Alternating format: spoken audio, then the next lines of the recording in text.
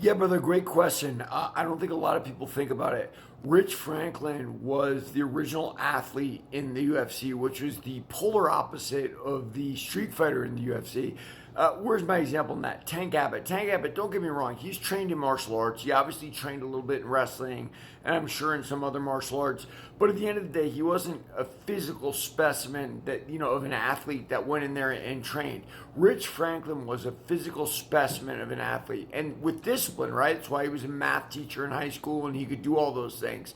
So it was really thrilling to see Rich come in and begin to completely change that perspective from like an underground sport to a real sport. Like, why did Maurice Smith? Why was he able to defend the title against Tank Abbott? Like, he was smaller, he wasn't as strong, but at the bottom of the day, he had the cardio. And Rich did that to all of those guys. That's why Rich ran through Ken Shamrock. It didn't matter what Shamrock knew or whatnot. Rich Franklin was that guy. Now, that having been said, he also lost to Anderson Silva. Why? Because there was a major hole in his game. What was that hole? He didn't know anything about the clinch. He didn't know anything about Muay Thai. And I think it's very reflective of the time. I'll give you an example. They talk about Marco Huas, the Muay Thai expert, and Jorge Gurgel, who was supposedly Rich Franklin's teacher.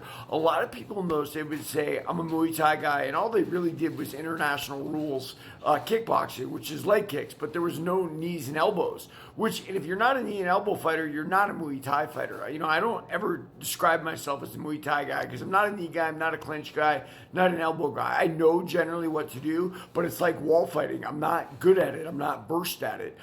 So yeah, I think Rich was great until we saw his limit against Anderson Silva, and then everybody had to fill in all the blanks. It wasn't just cardio and being in shape. It was knowing a piece of every single martial art, so there wouldn't be holes like what happened to Rich with Anderson. That having been said, Franklin tore through some of the best in the game, right? Like Wanderlei Silva, Chuck Liddell, and everybody else, which shows you how much fitness and cardio can mean, and toughness as well. So yeah, man, he's an absolute legend.